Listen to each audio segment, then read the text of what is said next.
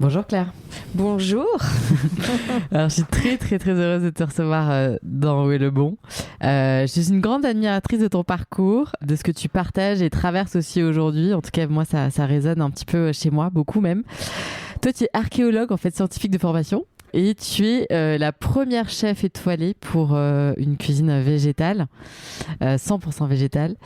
Tu vois, tu n'as pas du tout fait ton cooking out comme certains sont en train un peu de le faire aujourd'hui. Tu es plutôt en mode complètement pionnière, un ovni un peu dans ce monde de la gastronomie et tu n'as jamais lâché en fait. Tu n'as jamais cessé de croire aussi dans tes ressentis, dans tes idées, dans tes valeurs. Tu as toujours eu aussi ce lien très fort avec le végétal que tu as toujours voulu sublimer, explorer, partager. Alors tu vas nous en dire un peu plus aussi sur ta démarche qui allie le cœur aussi et ton travail de chef. Moi je te suis donc sur les réseaux sociaux et j'ai l'impression qu'on suit aussi avec toi là un peu ta métamorphose. C'est ça. Tes métamorphoses successives. Et je trouve que c'est vachement bien parce qu'on est tous un peu en train de changer, tu vois, et voilà, pouvoir aussi projeter le changement chez d'autres personnes qu'on aime beaucoup et qu'on admire, tu vois. Je trouve que c'est assez chouette parce que on se dit que c'est normal qu'on ait ces questionnements un peu existentiels. En tout cas, toute cette quête de sens, elle est au centre de ta démarche de chef. Voilà, et tout ça, ça me touche moi infiniment parce que je trouve que c'est rare. Tu partages aussi avec nous beaucoup de choses sur Instagram, tes émerveillements, tes chocs gustatifs, tes rencontres, tes voyages, tes doutes, tes peurs. C'est ça. Oui, c'est vrai. Et je trouve que c'est vachement beau de faire ça parce que même de manière digitale, tu vois, mais ça crée un lien qui est plus intime, tu vois, que voilà. Alors, tu as essayé d'écrire un livre qui est sorti il y a quelques temps, qui s'appelle Ona, donc Origine d'un animal, comme le nom de ton restaurant, on en parlera tout à l'heure, aux éditions du Chêne, que je recommande avec des recettes délicieuses, des menthes à on me l'a offert. Ah, super. J'ai pas encore eu le temps de voilà parce que je suis pas en plus une super cuisinière, tu vois. Bon, il y a des petits, il y a des choses accessibles. Il y a des choses accessibles, il y a des choses moins. Bon, après il faut tout pour faire un monde, comme on dit. Alors ici on n'est pas spécialiste de la gastronomie, tu vois, on est en revanche on est vraiment curieux. Là, ce stade dans Où est le bon, on en est à peu près, on a été au contact d'agronomes, de maraîchers, de boulangers, boulanger de chez du pain vivant, etc. avec Roland Feuillas, on en a parlé juste avant qu'on enregistre là. On a compris un peu la vie des sols, la culture sous sol vivant, la libre évolution des semences en hybridé, donc qui font que finalement un peu mieux que n'importe quel ingénieur, elles vont savoir ces semences libres toutes seules s'adapter peut-être au dérèglement climatique, à la sécheresse. On avait vu ça avec Pascal Pot, tu vois. Et donc là, un peu nos dernières découvertes, là où on en est en ce moment, c'était sur le cru, la fermentation, etc. Donc voilà. Et alors pour commencer cette conversation, avant qu'on rentre un peu dans le détail de tout ton chemin et puis aujourd'hui là où tu as envie d'aller, est-ce que tu peux nous dire un petit peu toi d'où tu nous parles aujourd'hui, tu vois, avec quelles lunettes un petit peu tu es aujourd'hui là, enfin avec nous. Bon, déjà géographiquement je ne suis plus sur le bassin d'Arcachon. Ouais. là je te reçois, je suis dans mon petit appartement parisien sur les toits. Voilà, donc voilà, déjà j'ai bougé pour aussi des questions qui sont propres et qui étaient pour développer aussi d'autres choses au niveau de Paris. Je vais sûrement pas rester ici, mais j'ai fait de belles rencontres en tout cas, et c'est ce qui me nourrit au travers de mes voyages, comme tu disais, qu'on a pu me suivre, mais je me nourris surtout des personnes et des rencontres. Et donc voilà, actuellement j'ai plus de restaurant. Je l'ai vendu pour des raisons pas économiques. On m'a souvent dit oui, ça marche pas les restaurants véganes. Non, le mien il était complet 4 mois à l'avance. Donc je le redis pour les mauvaises langues qui pensent que la cuisine végane il n'y a pas d'avenir. Non, c'était juste une question, comme on en parle beaucoup dans les médias, une question de personnel. On a de plus en plus de difficultés à recruter. Alors c'est pas parce qu'on paye mal nos employés, c'était pas le cas, mais c'est parce qu'il y a un désintéressement de la part des jeunes aussi pour ce métier-là, qui est quand même un métier dur, qui est un métier qui est engagé sur le soir. Quand vous avez un restaurant, vous avez un restaurant du midi, mais un restaurant gastronomique, c'est plutôt le soir, parce que quand vous avez envie d'aller avec votre mari ou votre copine au restaurant, c'est le soir. Donc forcément, il faut des gens pour le faire, et ces personnes ne veulent plus le faire. Donc ça pose un petit problème, et on a aussi des problèmes de logement de plus en plus, un peu partout, même à Paris. Donc compliqué de loger tous ces gens aussi. Mais voilà, donc j'ai eu envie de laisser mon restaurant et de partir un petit peu à la découverte aussi de ce monde, de faire un petit peu un constat de ce monde. Ce monde, il y a beaucoup de problèmes quand même, parce qu'on en a en France, mais à l'extérieur, il y en a des plus importants. il est plus conséquent. Et en tant que bonne archéologue et chercheuse, j'ai un petit peu vadrouillé pour essayer de trouver des anciennes techniques, à travers la conservation surtout. La conservation des aliments, c'est ça. Conservation des aliments, parce qu'on a quand même de plus en plus de problèmes au niveau de l'énergie, hein, on l'a vu cet hiver, avec des manques en électricité, etc. Mais il y a aussi des techniques qui peuvent nous servir, j'en suis persuadée, dans le passé, parce qu'on veut toujours voir tout ce qui se passe ou qui pourrait se passer dans l'avenir, mais la plupart des médicaments de nos techniques sont ramenés du passé, en fait. Donc j'ai repris le chapeau d'Indiana Jones, bon, pas forcément le fouet, mais mes baskets, et je suis partie un peu chercher des techniques et des choses que j'ai ramenées, en fait, et je suis en phase d'expérimentation. Voilà. Donc en gros, c'est un peu comment est-ce qu'on va pouvoir, de manière low-tech, finalement, oui, c'est ça. C'est ça. Parce que toi, demain, ta vision, c'est quoi? C'est de te dire qu'en fait, c'est possible. C'est juste qu'il faut aller piocher un peu dans l'univers des idées, de ce qui a déjà été fait, passer à la moulinette en disant ça, c'est une bonne idée. Mais là, tu cherches des recettes en tout cas, des alternatives en France, pour nous, tu vois, c'est ça, du coup, qu'on pourrait faire venir et avec lesquels toi, tu pourrais travailler dans tes projets plus tard. Complètement, parce que le but, c'est pas de ramener c'est de ramener des techniques de l'extérieur chez nous. Il y a aussi des techniques de chez nous qui marchent aussi, hein, mais il y a aussi des techniques de l'extérieur qui marchent. Quand on va en Asie, on déshydrate beaucoup. Tout est séché. Mais ça veut dire déshydrater, ça veut dire conserver, et après, on peut réhydrater. Et sans perdre aussi, parce que ça dépend de la température, mais sans perdre les nutriments, etc. Donc, c'est super intéressant. Il y a beaucoup de choses aussi qu'il va falloir repenser pour la conservation des denrées dans ce sens-là, aussi dans des méthodes d'amphore, dans des méthodes aussi de... C'est quoi des méthodes d'amphore? Comme on faisait à l'époque, hein, dans les amphores qu'on enterrait ou qu'on gardait. Donc on peut aussi garder des denrées de cette façon-là. On peut garder des denrées dans le sel, à travers la fermentation aussi, parce que voilà, etc. Il y a beaucoup de techniques. Nous, on est un petit peu dans une... en Europe, on est dans la culture aussi du vite consommé, de pas prendre le temps aussi pour cuisiner, etc. Parce qu'on n'a pas le temps, tout simplement. On est tout le temps dans le speed. On rentre le soir, il est tard. Si vous avez des enfants, il faut aller les coucher, il faut les nourrir. Donc on n'a pas le temps de cuisiner, on n'a pas le temps de préparer. Le week-end, on veut juste être tranquille. Et en fait, c'est un petit peu de ces forces de ce constat, de se dire que oui, il faudrait qu'on ait plus de temps pour notre nourriture, parce que c'est notre première santé quand même. Ça, pour moi, j'en suis persuadée. Il faudrait aussi plus de temps avec les enfants, avec les gens, pour partager, pour discuter, pour échanger. Parce que moi, j'ai eu la chance d'avoir mes grands-parents qui m'ont transmis aussi beaucoup de choses.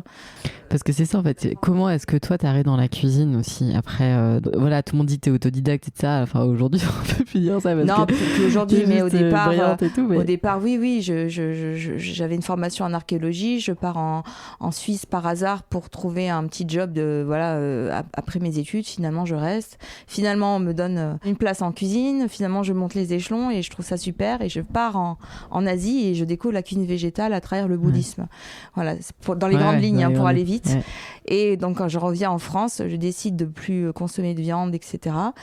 Je suis toujours dans un restaurant gastronomique pendant 2 ans, mais au bout de 2 ans, j'en peux plus parce que j'ai plus ma place et je me rends compte que c'est pas mes valeurs.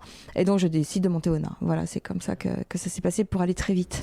Mais du coup, tes grands-parents, là, quand tu parlais de ça aussi, t'as été cette transmission. Ouais, c'est ça. La transmission, ça se fait prendre le temps, par exemple, d'aller chercher des haricots dans le jardin, des écossais, de savoir comment on les conserve, de les mettre dans une saumure, etc., de faire des conserves. Tout ça, c'est des choses qu'on a. Je sais pas même si il y a une question de temps, mais il y a aussi une question d'envie. Mais je pense qu'il faut aussi rééduquer aussi le partage, reprendre le goût de l'échange et d'ouvrir la parole, en fait. Parce qu'on est un peu tous cloisonnés, on est tous dans quelque chose d'assez exclusif. Moi, je pense qu'il faut décloisonner les gens. Il faut leur redonner en fait le goût d'aller vers les uns et les autres. On a souvent peur de l'autre d'ailleurs, aussi ce qui n'est pas le cas dans d'autres pays, mais en France oui. Et en fait, on a tellement à apprendre les uns des autres. Je suis persuadée que l'humain a un don, chacun a un don en fait. Et ce don, il est important pour la communauté en tout cas. Alors quand je parle de communauté, ça veut dire Baba Cool, parce que tout de suite on me voit arriver, on me dit Baba Cool et Hare Krishna, etc. J'ai rien contre. Mais voilà. Mais je pense que l'avenir sera collectif et il peut être que comme ça. De toute façon, c'est que comme ça qu'on s'en sortira. Ouais, et puis je pense que ça résonne avec des envies aujourd'hui. Tu vois, je pense on a un peu fait le tour. En tout cas, on voit qu'il y a certaines choses qui nous rendent pas vraiment beaucoup plus heureux. Et c'est aussi parfois de vivre des désillusions. Enfin, je pense qu'au niveau perso, on se dit dans nos études, etc., on nous dit bah, tu fais ça, il y aura ça, machin. Et en fait, tu fantasmes un truc et quand tu le vis, tu dis attends, mais c'est pas du tout ce qu'on avait dit que ça allait être. Et après, bah, on est un peu embourbé dans ce truc-là. On regarde autour de nous, tout le monde a l'air de dire bah non, c'est normal et tout. Donc tu sais, nous, on se dit bon bah peut-être qu'en fait c'est ça. Enfin, tu vois, on est un peu parfois perdu dans ces trucs en se disant mais moi j'avais vraiment des rêves ou j'avais vraiment des envies qui est de la consistance, tu vois. Et en fait, il y en a pas. Tout le monde, certaines personnes, tu vois, peuvent se dire bon, en fait, c'est ça, et puis c'est ça qui est bien, et puis voilà. Et je pense que toutes celles et ceux qui disent non, mais en fait, moi, je veux vraiment la consistance, il faut pas lâcher ce truc-là, quoi. Non, c'est sûr. Et puis, je pense que c'est bien aussi d'avoir un regard d'enfant, quoi, et pas forcément un regard d'adulte désillusionné, quoi. Enfin, moi, j'ai encore un regard d'enfant et je crois encore en certaines choses. Après, c'est vrai qu'il y a des choses qui vont pas bien, mais il faut essayer quand même de garder du positif et puis surtout de garder cette âme d'enfant, d'avoir cette curiosité, cette appétence pour la vie aussi, le vivant, ce respect aussi pour les choses. Enfin, pour moi, c'est essentiel. Il y a encore des très belles choses sur la planète. Déjà, vous allez juste plonger à côté d'une baleine, vous allez voir comment c'est beau, quoi. Enfin, je dis ça, mais c'est vrai. Parce que toi, t'es vachement investi, c'est ça, tu me disais. Oui, sur les fonds marins aussi, je plonge, etc. Et j'ai redécouvert le vivant aussi dans les fonds marins, à travers les requins. On a toute l'ampleur des requins, on en fait tout. C'est une absurdité. C'est pas du tout ce qu'on pense, en fait. Parce qu'on ne sait pas, on a peur. Il faut arrêter d'avoir peur, en fait. Il faut se renseigner, il faut aller plus près, il faut être avec des gens, s'accompagner, écouter, transmettre. C'est ça qui fera qu'on va évoluer. C'est ça notre statut d'homme aussi, c'est d'apprendre, quoi. Et de pas rester dans des croyances limitantes et dans des choses qu'on nous a apprises, en fait, parce que la plupart du temps il faut se libérer, il faut désapprendre pour réapprendre. Et puis pas avoir peur aussi de quand on se libère pas de décevoir, mais tu sais, parfois on a l'impression qu'on n'est pas fidèle à quelque chose, etc. Tout ça, je pense qu'il faut qu'on se il faut arrêter de culpabiliser aussi. Je pense qu'il faut aussi remettre l'humain au centre des choses et puis nous, tu vois, se questionner sur mais l'humain dans le aussi. sens où l'humain, pas l'humain destructeur, mais l'humain en tant que tel, quoi, avec cette force créatrice, cette force d'écoute, cette force d'empathie, d'amour, etc. pour le vivant, c'est important. Ouais. Et qu'est-ce que là, c'est mise au contact de ces associations de protection pour les fonds marins, etc. Toi, en tant que chef, après, t'étais déjà engagé là-dessus, mais qu'est-ce que tu vois, qu'est-ce que tu peux nous dire aussi, parce que donc nous, on n'a pas trop parlé de ce sujet encore là sur le podcast, par exemple. Donc, tu reviens de là et c'est quoi ton message ?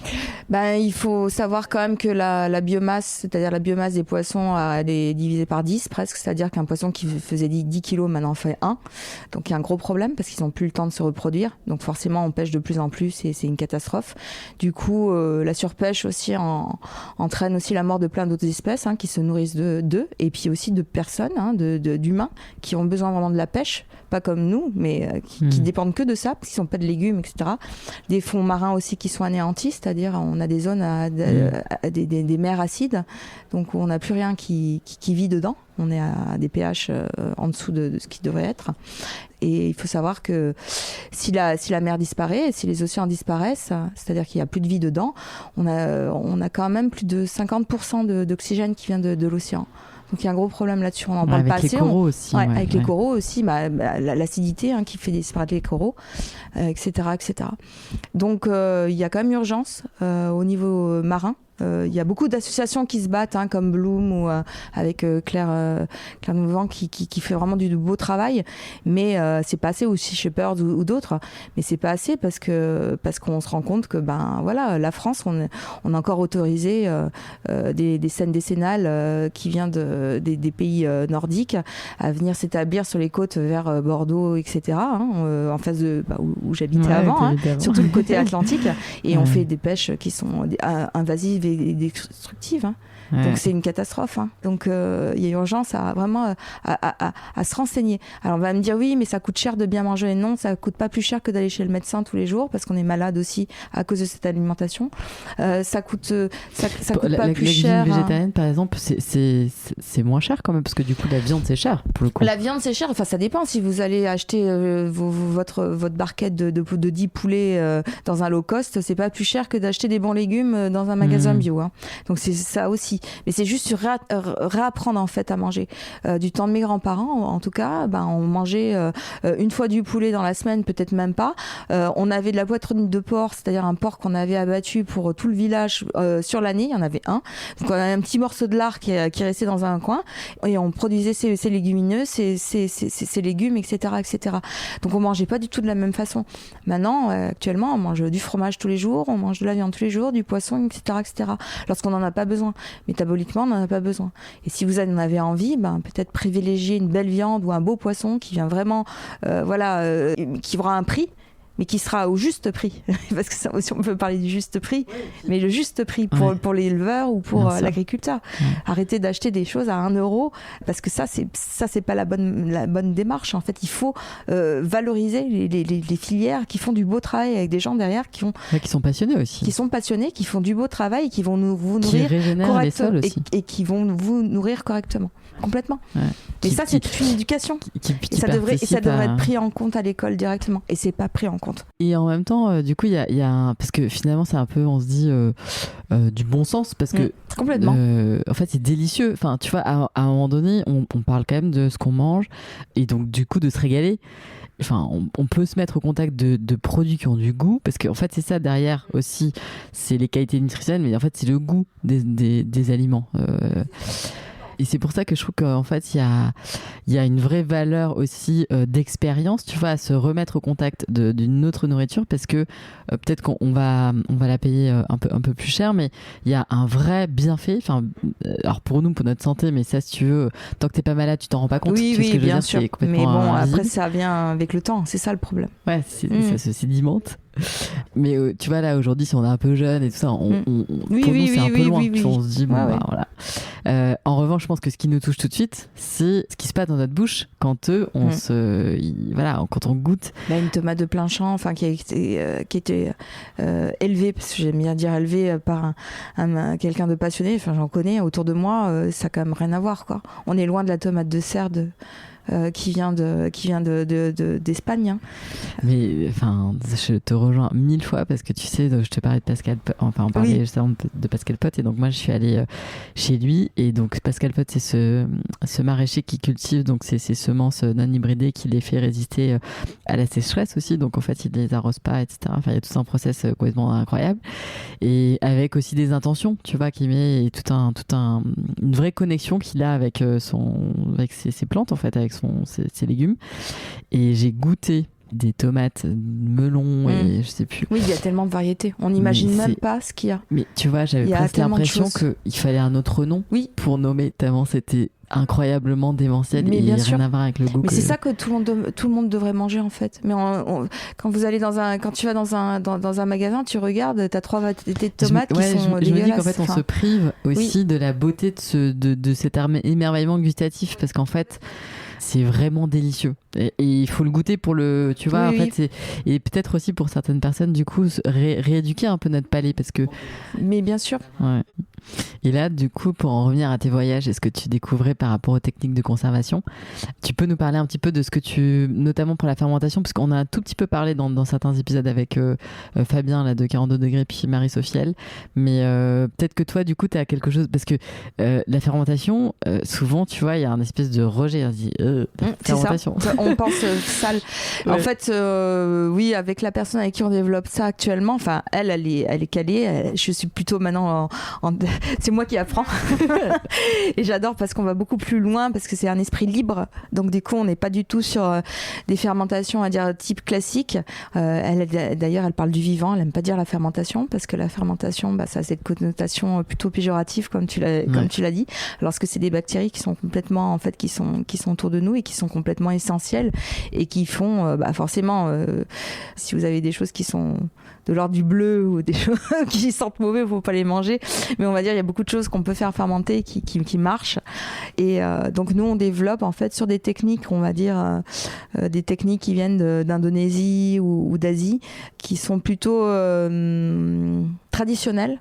On va, en fait, détraditionnaliser ça. On va faire pousser, en fait, des semences sur autre chose que ce que ça devrait créate. Voilà. Je peux pas vous en dire plus. Ça reste parce qu'on est un petit peu en train de sur d'autres substrats. Exactement. Okay. Donc on a testé beaucoup de choses qui marchent en fait. C'est là où c'est l'émerveillement, où on se dit qu'en fait c'est infini. Ouais. Les deux. C'est ça. On est en laboratoire, mais on va plus loin et tous les jours. Et puis j'apprends, donc c'est passionnant. Comme quoi, en fait, on a même là-dedans, il y a des choses qu'on peut faire bouger. Génial. Encore. Et alors, du coup, tout ça, tu vas après, du coup, m'en servir. T'en servir, voilà. M'en servir, le proposer pour montrer aussi, voilà, qu'on peut manger autrement, un champignon sur un champignon, par exemple. Ah ouais. Oui. C'est dingue. Complètement. Ça va être fait. Je vais le proposer. Normalement prochainement aussi. Bon, je peux pas trop en parler, mais voilà. Tu nous diras. Oui, bien sûr. Bien sûr. Mais oui, c'est le but, c'est de le partager après. C'est pas juste de le garder pour soi, sinon c'est complètement bête. Les recherches en fait pour être partagées. Enfin, moi, je suis dans l'échange et le partage. On est dans cette ère du collaboratif aujourd'hui. Donc, ça sert à rien de vouloir tout garder sous clé. Pourquoi? De toute façon, parce qu'une fois qu'on est mort, c'est trop tard. Donc autant en faire don aux autres. Enfin, je pense que le don, c'est important dans la vie. Donc voilà. Ouais, et puis le don, ça, en fait, ça enrichit. Ça enrichit celui qui donne, tu vois, vraiment. Enfin, c'est un truc. Donc, mais bon, voilà, comme on en parlait, c'est un peu en phase de laboratoire, donc. Ouais, ok. et après, est-ce que tu penses, parce que aujourd'hui, quand on se documente, tu vois, pas mal, on voit qu'il y a plein de chefs, enfin plein, pas non plus 150 millions, mais quelques-uns, tu vois, qui vraiment sont comme toi en mode expérimentation, on se met un peu en retrait, et puis voilà. Complètement. Mais nous, dans notre vie tous les jours, quand on est dans enfin, tu vois, on se dit, ce soir, on rejoint des amis, on va au resto. En fait, on a l'impression qu'on est dans un autre monde.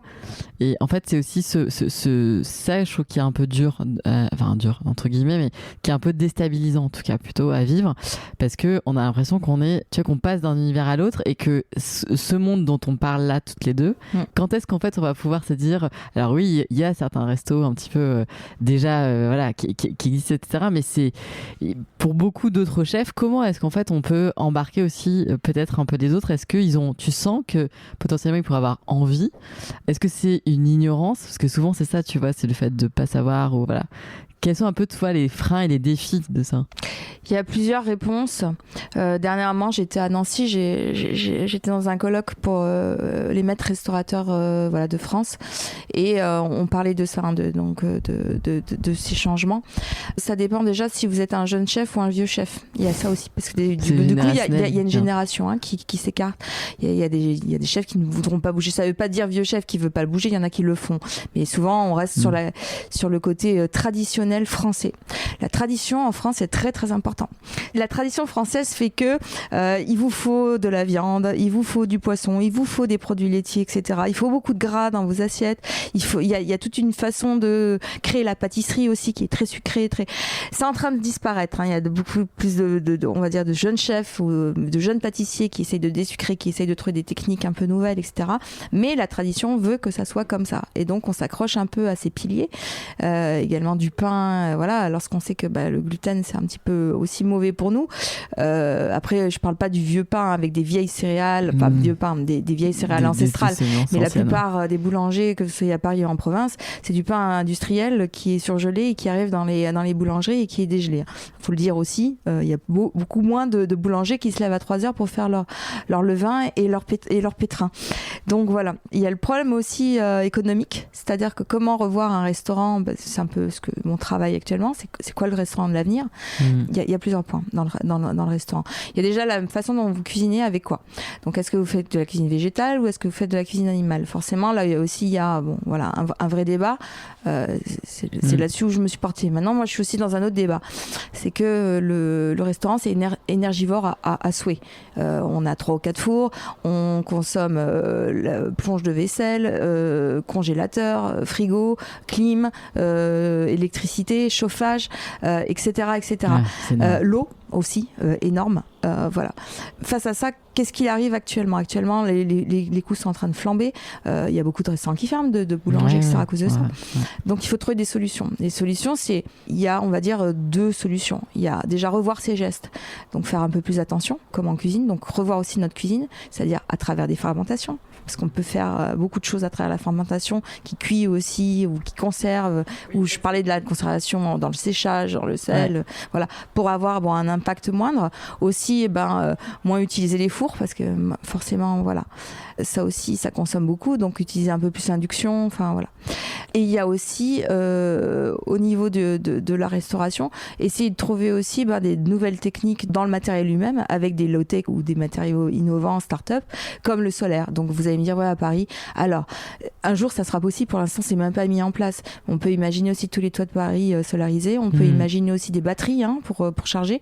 On peut imaginer, comme le font des circuits NERCOP dans lesquels moi je me fournissais, c'est-à-dire qu'eux ont des centrales solaires et qui peuvent fournir aussi. Tu peux rappeler juste ce que c'est NERCOP? Et NERCOP, c'est une société en France qui produit l'électricité, mais à partir d'énergies renouvelables. Donc, c'est-à-dire éoliennes, circuits solaires, etc., photovoltaïques, les eaux, enfin voilà. Moi, j'ai travaillé avec eux, avec ONA. Au départ, j'ai tout de suite passé là-dessus. J'ai pas voulu travailler avec EDF. J'ai dit, moi, je veux quelque chose. Voilà. Donc, bon, ça coûte un peu plus cher, mais bon, vous savez pourquoi vous participez aussi.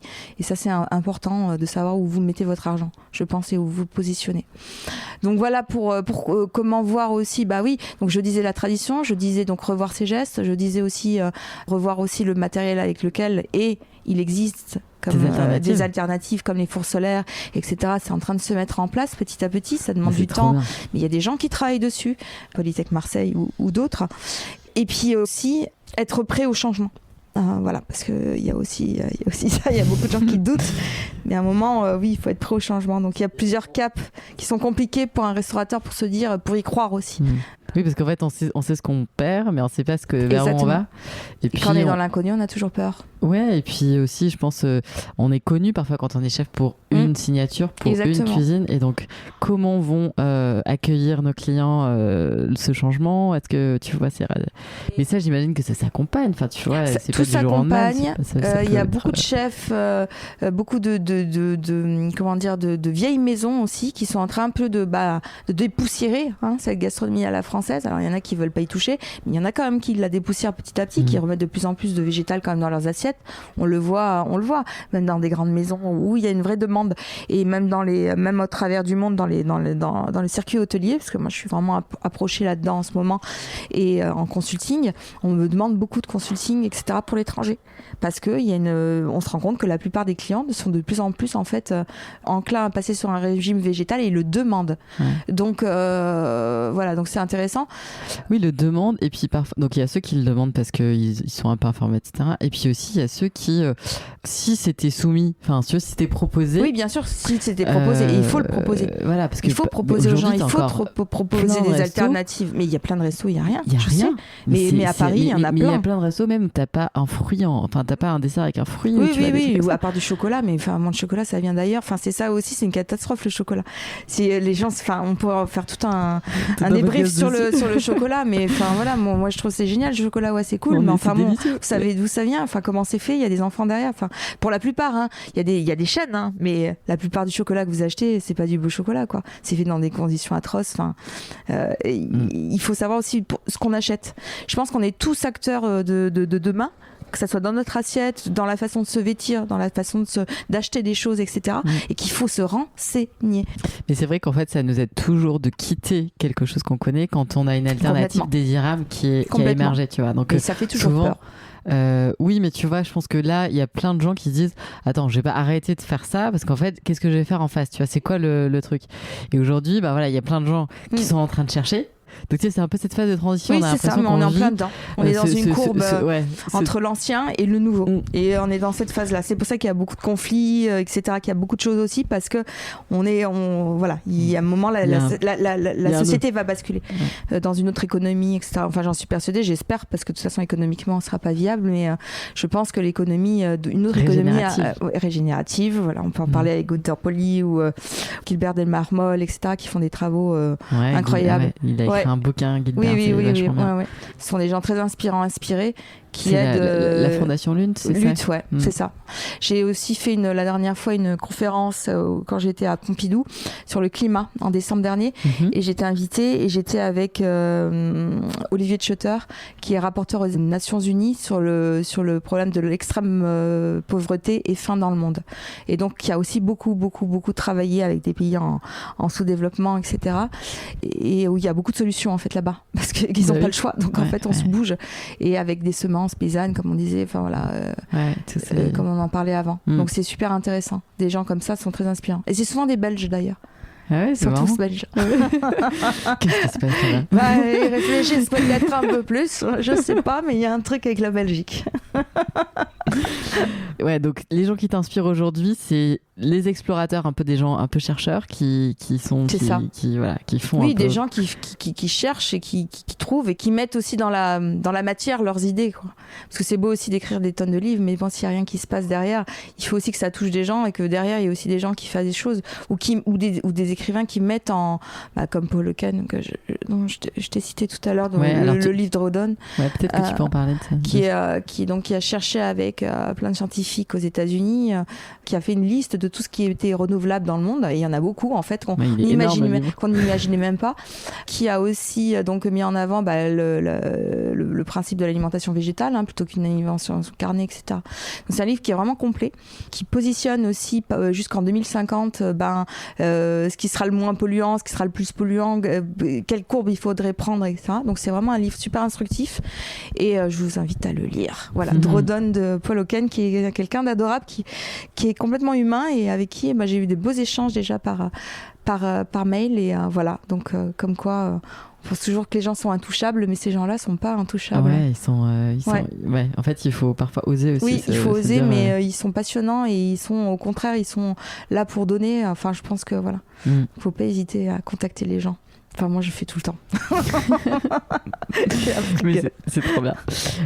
Souvent, en fait, pour avoir envie d'aller plus loin, ou vraiment sentir profondément nous qu'il y a un truc qui nous amène ailleurs, tu vois, et que ça va nous donner le courage de changer, c'est parce qu'on a perçu quelque chose dans notre être, tu vois, dans notre corps. Est-ce que toi, tu penses que le goût de ces aliments déshydratés, le goût de ces aliments fermentés, tu vois, que toi t'es en train d'explorer, etc. Est-ce que tu penses que ça peut réveiller nos cœurs en sursaut, ça peut vraiment nous faire comme des chocs en disant, mais on connaît peut-être quelque part, tu vois, comme si on reconnaissait quelque chose d'il y a très très longtemps, ou qu'il y a un truc qu'on reconnaît de vivant, de très, très très vivant dans cette nourriture-là. Si tu mets aussi un enfant, dans la nature, instinctivement, un enfant, il ira manger une pomme plutôt qu'un lympa, quoi. Il y avait, ça me fait penser je crois qu'il y avait une jeune fille, je sais plus comment elle s'appelle, mais tu vois, qui avait expérimenté, qui s'était dit ok, est-ce que je vais devenir végétarienne, etc. Puis elle s'était dit, en fait, mon truc, ça va être, est-ce que je suis capable de tuer, tu vois, pour manger.